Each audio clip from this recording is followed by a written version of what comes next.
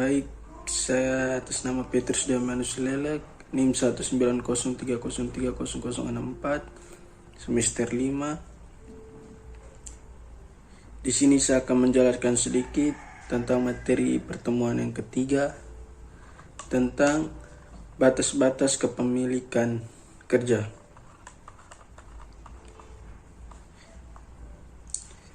Imigrasi ke Amerika Serikat menjadi pusat perhatian dan dilontarkan ke tengah panggung oleh pertanyaan calon Presiden Donald Trump yang mengumumkan percalonannya pada tanggal 16 Juni 2015. Ketika Meksiko mengirim orang-orangnya, mereka tidak mengirimkan yang terbaik.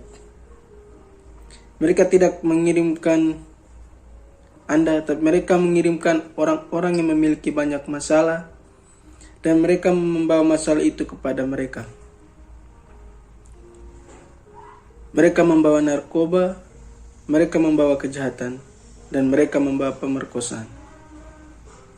Ada beberapa saya berasumsi adalah orang baik. Kata-kata kasar ini telah menjadi berita utama sepanjang musim panas, dan akibatnya popularitasnya hampir tidak berkurang.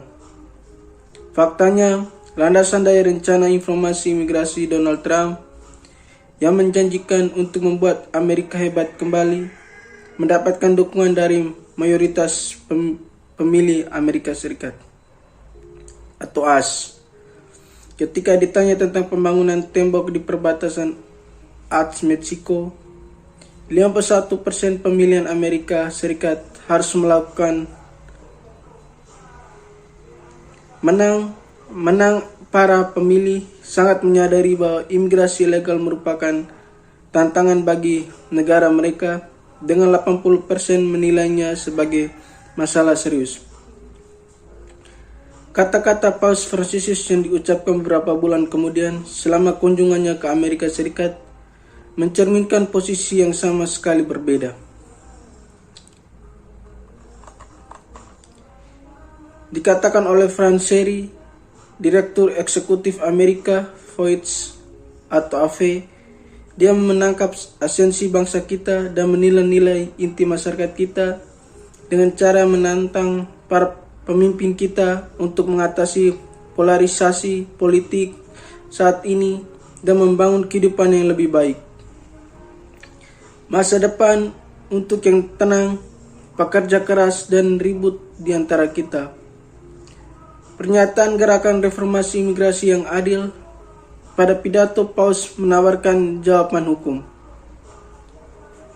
Kami mendukung Paus dalam seruan kemanusiaan dan kerjasama sedemikian rupa untuk membuat kondisi imigran lebih manusiawi.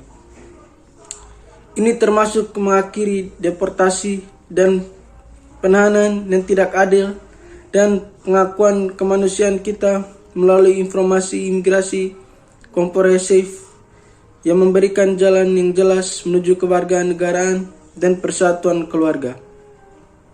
Seperti Donald Trump, para aktivis ini mencari imigrasi, nilai-nilai inti keluarga, keadilan, dan inklusi. United with Indra mengaitkan masalah legalitas dengan kekhawatiran tentang moralitas. Posisi deportasi massa orang-orang seperti saya dan orang tua, juga imigrasi lainnya di seluruh negeri secara moral salah dan bertentangan dengan nilai-nilai ini. Tampaknya pertimbangan tentang status hukum imigrasi tidak pernah jauh dari pemikiran tentang benar dan salah. Aktivis yang akan membatasi jumlah imigran yang datang ke negara itu mengambil tugas Paus. Presiden Federasi untuk Reformasi Imigrasi Amerika Dan Stein menyatakan, sementara desakan Paus bahwa kita mencari orang lain untuk orang lain dengan hasrat dan kasih sayang yang sama dengan yang kita ingin diperlakukan, harus dianut secara universal. Pernyataan bahwa kita tidak boleh terkejut dengan jumlah mereka itu bermasalah.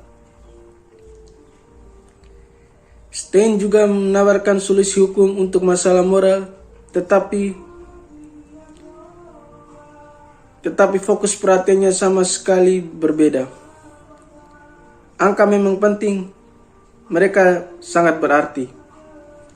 Imigrasi tidak hanya mempengaruhi imigran, imigrasi sangat berpengaruh negara-negara penerimaan dan penduduk menetap di negara-negara tersebut.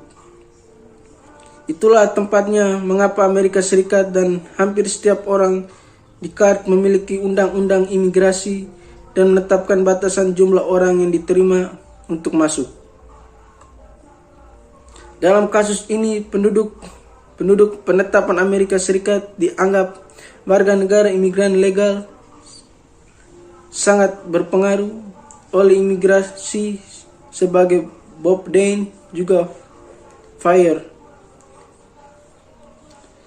menjelaskan pernyataan Trump mencerminkan kemarahan dan keberdayaan negara-negara tersebut. Publik merasa tentang isu yang berputar di luar kendali yang calon lain menari-menari. Pertanyaan Trump, meski tidak harus atau sepenuhnya fiktual, mengambil emosi mentah itu. Implikasi moralnya jelas. Orang Amerika diperlakukan tidak adil dan tidak adil dengan diabaikan, dipinggirkan, dan dikecualikan. Lebih jauh lagi, kekurangannya kepedulian terhadap undang-undang yang melindungi perbatasan negara membuka pintu lagi konsekuensi berbahaya. Kebanyakan bukan penyelundupan narkoba atau pemerkosaan, tetapi perbatasan terbuka yang sama yang memungkinkan jutaan orang masuk secara ilegal untuk mencari pekerjaan secara tidak terbatas. Kemungkinan para penjahat berbahaya untuk masuk juga. Singkatnya, kedua belah pihak peduli dengan hukum dan moralitas, bahkan ketika wacana mereka tentang imigrasi dan imigran berbeda secara drastis.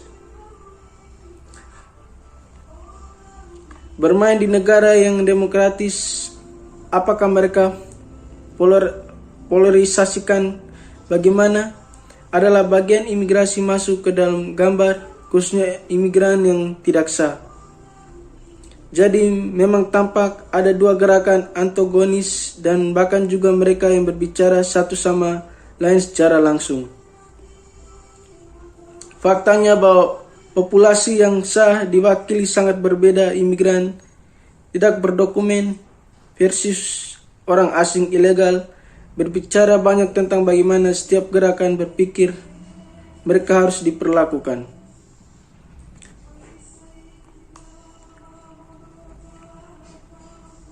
Solusi berkisar dari mengakui hak dan memberikan jalan menuju kepemilikan formal atau kewarganegaraan hingga mendapatkan pemindahan dari tanah as baik melalui deportasi atau atrisi yang mengakibatkan kepergian sukarela.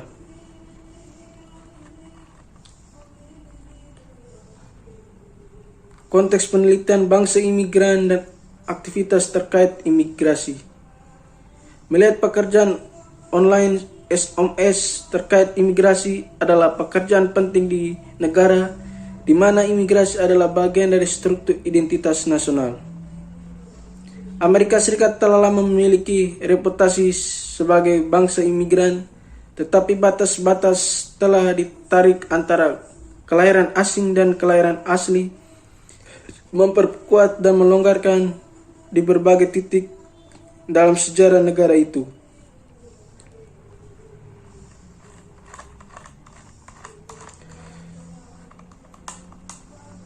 Momen luar biasa dari PAWE tahun 2006 berkurang, telah terjadi peningkatan yang stabil dan mobilisasi dan advokasi atas nama para imigran. Perhatian umum yang luar biasa adalah informasi imigrasi yang komprehensif yang akan melegalkan sebanyak mungkin penduduk yang tidak yang tidak berwenang dan lebih suka melakukan melalui kewarganegaraan. Berbagai pergaulan informasi semacam itu telah diperkenalkan oleh Kongres pada tahun 2000-an, tetapi tidak ada yang berhasil disahkan menjadi undang-undang. Sekian dari penjelasan saya, Pak. Terima kasih, Pak.